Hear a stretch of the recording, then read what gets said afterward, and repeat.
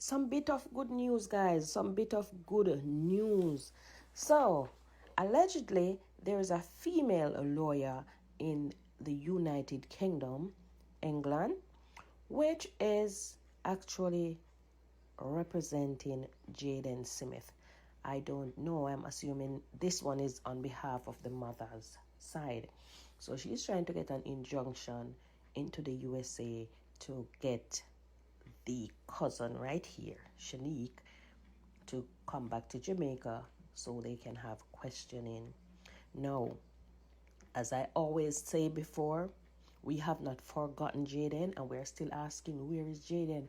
And I'm so happy that at least people are still pushing this narrative that we need some justice. And because of this, it's reaching the right ears and people are helping and it is going somewhere. So we just have to keep our ears open, our eyes open, and see what is about to happen. Don't stop sharing the information and ask, where is Jayden? Justice for Jayden. Jayden Smith is missing. And we have all the information. And yet nobody seems to want to do nothing about it. We have the proof. And yet they tell us to trust the process.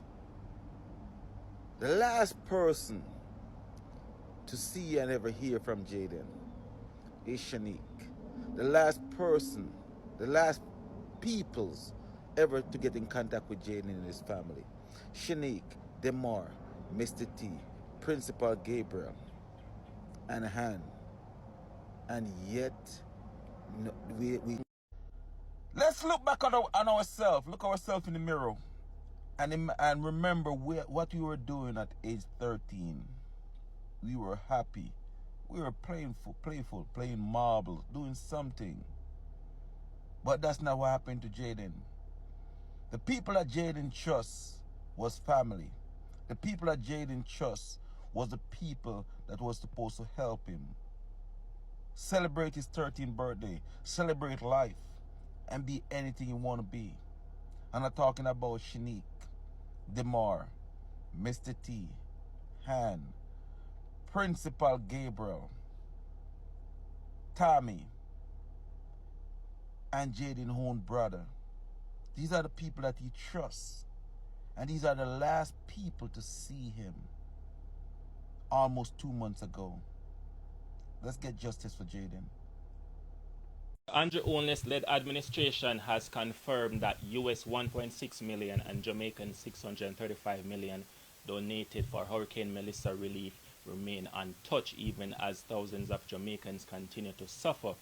Jano Star. So, at a post-cabinet briefing, ATPEM Director General admitted that the government is still developing procurement plans more than a month after the hurricane, instead of urgently deploying the donated money meant specifically for Hurricane Melissa victims. The government has been relying on other accounts like the National Disaster Fund, which has resulted in a slow, lackluster relief effort.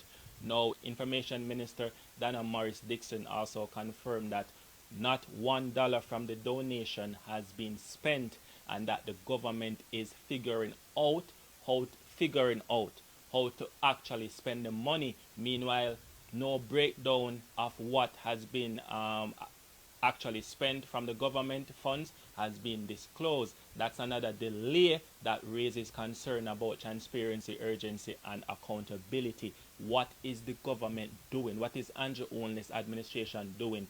You caused this. Any Labour right watching this right now, uno caused this. This is what you voted for, so this I will not get. Right? Uno say 1 p.m. till uno dead. So that is it. When the money is sent for you, for them to use for the country, them not use it. You know what I mean? It's a disgrace. Mark Golding, PNP, has strongly criticized the response, calling it inadequate, slow, and politically biased. MPs describe the $10 million Andrew Holness allocate per constituency as a drop in the bucket, especially with cases like Hanover Western, where 8,000 people 8,000 families are still suffering. They also say damage assessments have been patchy and that relief distribution is being politicized, with state ministers and operatives sidelining sitting MPs. The MPs that are elected are being sidelined. What makes matters even worse is that government failure is that the dancehall artists, the dancehall community, all of these people in the diaspora are the one providing consistent daily relief, food, water, clothing, shelter, anything you can think of.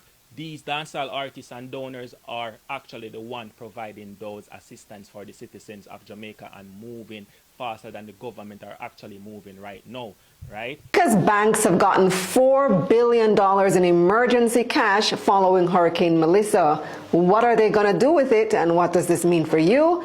I'm Kalilah from Money Media, giving you money news for the Caribbean. So the Bank of Jamaica, BOJ, has been taking emergency measures to ensure people have access to cash following the hurricane.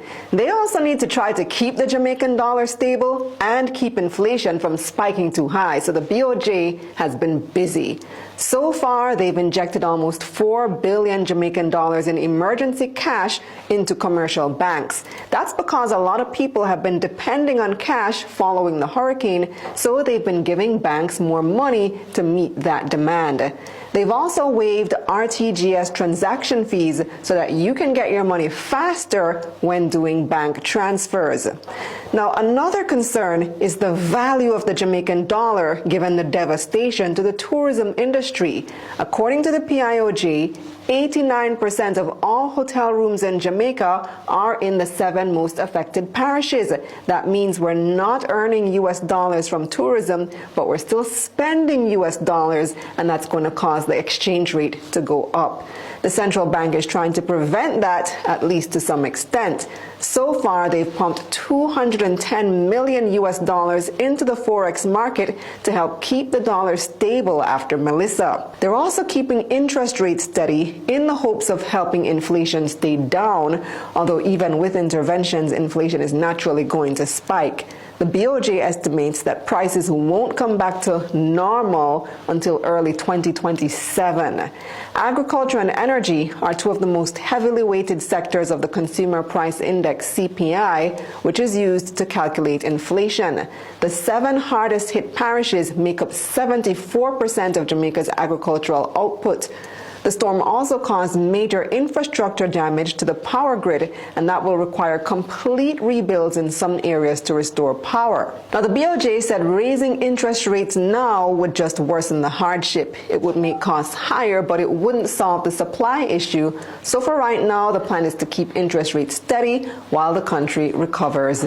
And that's the bottom line.